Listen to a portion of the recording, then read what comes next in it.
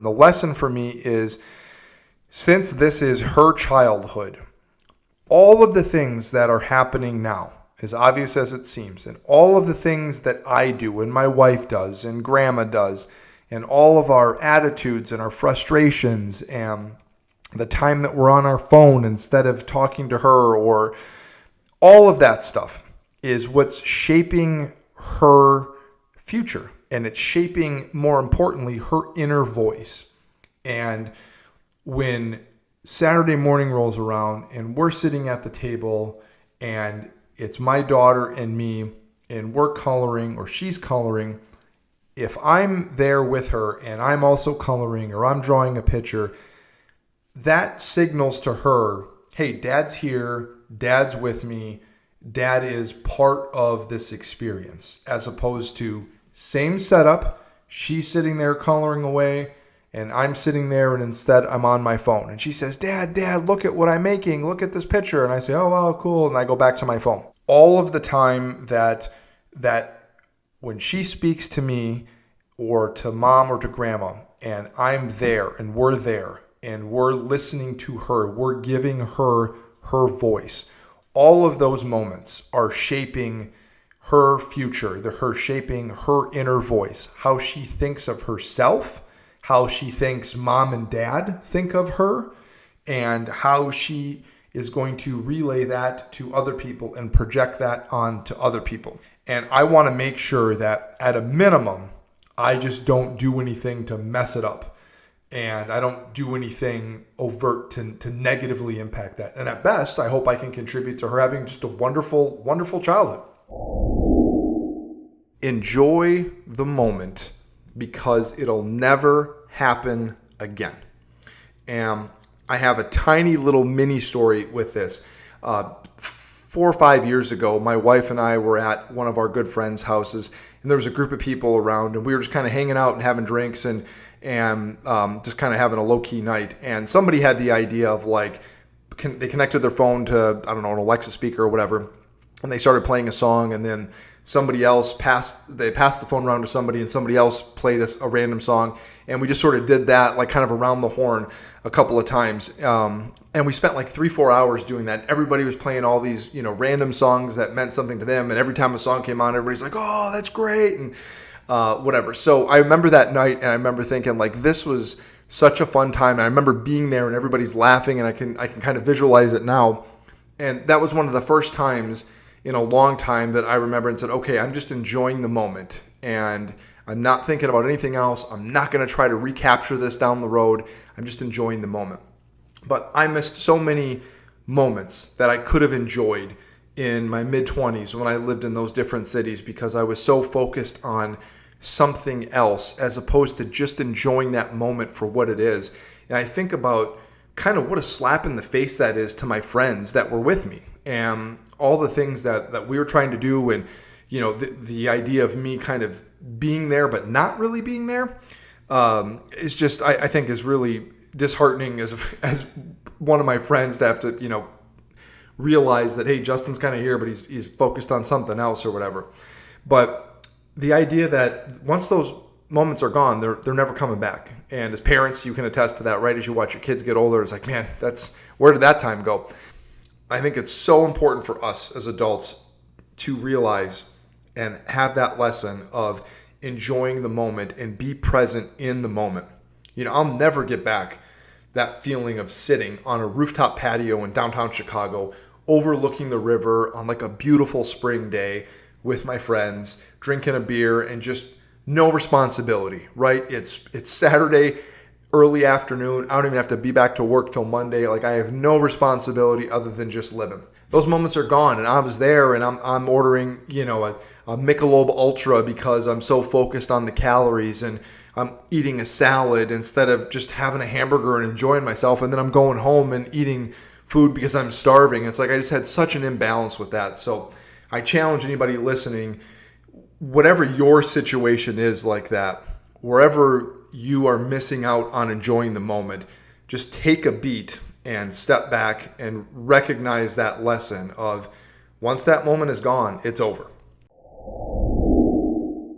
as guys, I can't speak for all guys, I can speak for myself, but I think guys have a tendency to look to solve a problem. That is one of the ways that I feel to try to be helpful. That is one of the ways I try to show that I care. And maybe it's ego for guys, maybe it's ego for me, but I really do think there is a switch of saying, okay, hey, I hear a problem. Let me try to help fix it. Let me help try to find a solution. Let me try to help make it better. And that does come from a place for me of love and of caring and of support and of wanting to take away a bad experience or take away pain or whatever that is.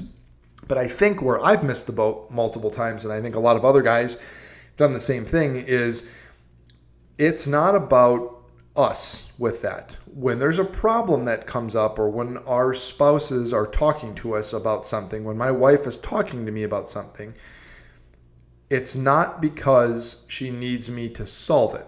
So we need to, and I need to adjust what I am presenting as and what mode I am going into. And I think the easiest way to do that for me is, once I hear something like this playing out, is to ask my wife, like, hey, you're telling me this. Do you just want me to listen here, or do you want me to be with you and trying to solve a problem? Is this something that you're trying to fix that you need help with, or are you just kind of venting, or do you just need kind of an emotional support husband right now in this situation? And flat out asking that question, I think, can go a really long way, because it allows me, and might allow other people, to kind of determine, okay, where I need to go. Do I throttle up, throttle down? How do I need to handle this situation? And a great example of that is what my wife was talking about months prior about, kind of feeling frustrated about working out. So she obviously could do the math on, well, what if I worked out this day instead of that day, or whatever the case was, which was my solution is, hey, if you feel like you're running out of time and you're working out Monday through Friday, well, why don't you work out Saturday and Sunday as 2 of your days? Now you only have 3 days to work out. And in my head, I'm thinking like, hey, that makes sense, right? I'm helping you free up 2 days out of the week that you can sleep in or spend more time with our daughter and me or whatever. But what it's coming across as, I'm throwing her a fastball, really a knuckleball of, let me solve your problem by mansplaining and being, having the solution. Obviously, she's already thought of that. Obviously, she's done the math on that because she's a smart person. So even though I was trying to help, the lesson is, what does my wife need in that moment? The idea of us wanting to impress strangers. We go on vacation, right? We buy new clothes and new swimsuits and new things so we can wear on vacation. And is that to impress the person that we're going on vacation with? Is that to feel good about ourselves? Or is it because we want to create this vibe and this aura about ourselves on vacation as this person that saunters down to the swimming pool or, saunters to the table at dinner or whatever? So I just think that's such an interesting thing. But the lesson that I took away from that, and that I eventually learned of myself, is stop trying to impress strangers. Spend time with yourself in your own head and try to understand, why are you doing that? What is the reason that I, and maybe you or others, are so focused on the outward and instead of focusing on the inward? And I've had to ask myself those questions. And for me, I traced it back to just ultimately wanting to feel a sense of belonging and wanting to feel that I was liked by the people, that I was accepted. So I'm chasing things that I think are going to put me in a position or elevate me in other people's eyes. And really all it did was just waste time and money and took away from me building my actual life and building things that actually mattered and focusing on me growing as a person emotionally and spiritually and mentally and physically and all of those ways. And I was so focused on all of those things that I ended up just totally missing out on a lot of growth. And I think a lot of us, especially guys, can be in this position where all of a sudden you pick your head up one day and you're in your 40s, like I am, and you're like, I'm not probably as mature as I should be. I'm not as mature emotionally, spiritually, mentally. Maybe I've let myself go physically. And it kind of goes back to other things I've been talking about in the past on the podcast about where you're focusing, what you're focusing on, and being focused on the wrong things. And finding value in the wrong things.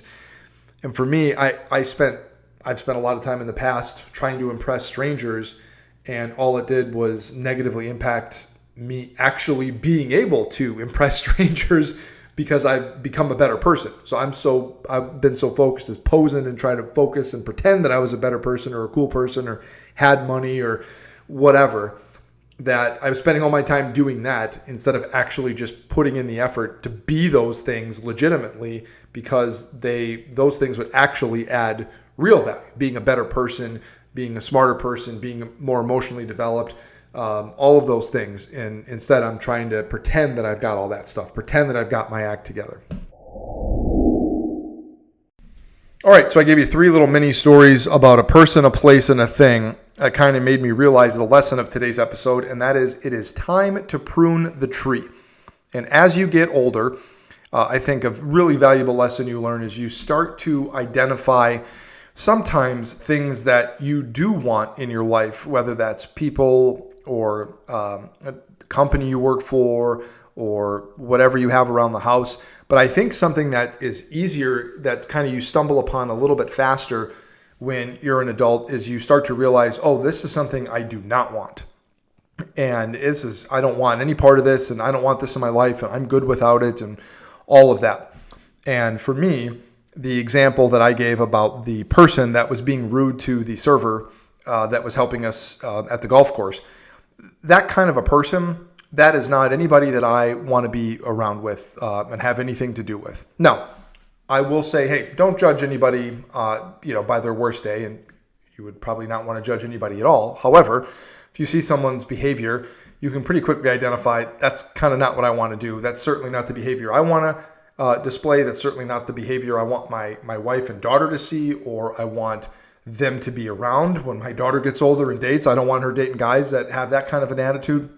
And you've heard the trope about, go on a date, see how someone interacts with the server. That's usually a good barometer, kind of on a first date kind of thing.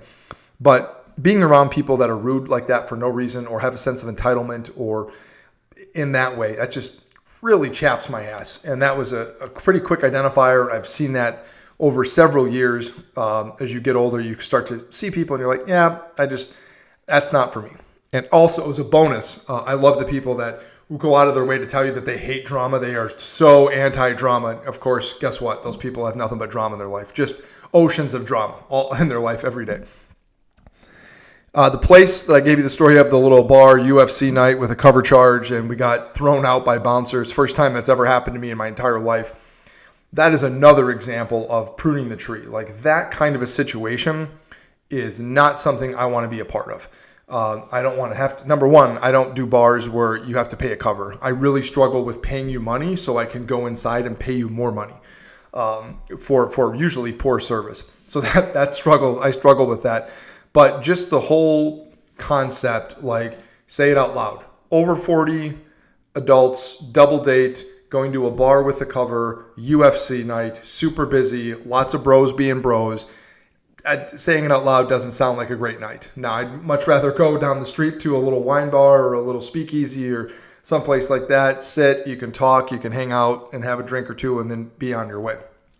Or better yet, how about a double date that doesn't involve dinner and drinks? What about a double date of hiking? What about doing something that is turning a new page instead of just going to eat and drink? So that was reaffirmed for me how much I do not want anything to do with any of those kind of places or situations.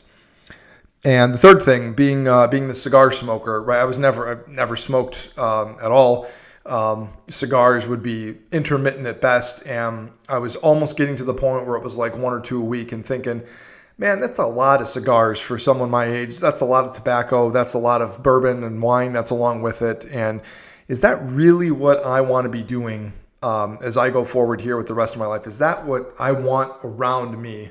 And as I sit here, the opposite of a pillar of health, it just continues to remind me, like, man, I'd really love to not be that kind of person. And I'd really love to be the kind of person that, instead of cigars and bourbon and wine on a consistent basis, is hikes and walks and strength training and healthy eating and all of that. That's where I would like to gravitate towards. Easier said than done, but that's another reminder as you get older of, I think I'd like to go down this other path. Not that I still can't enjoy a cigar on a holiday or a long weekend when we have friends in town or something like that, or I can't enjoy some bourbon or wine, but seeing where that becomes a part of your life and how much a part of your life, as you get older, you start to recognize, you're like, maybe I need to pull back on that just a wee bit.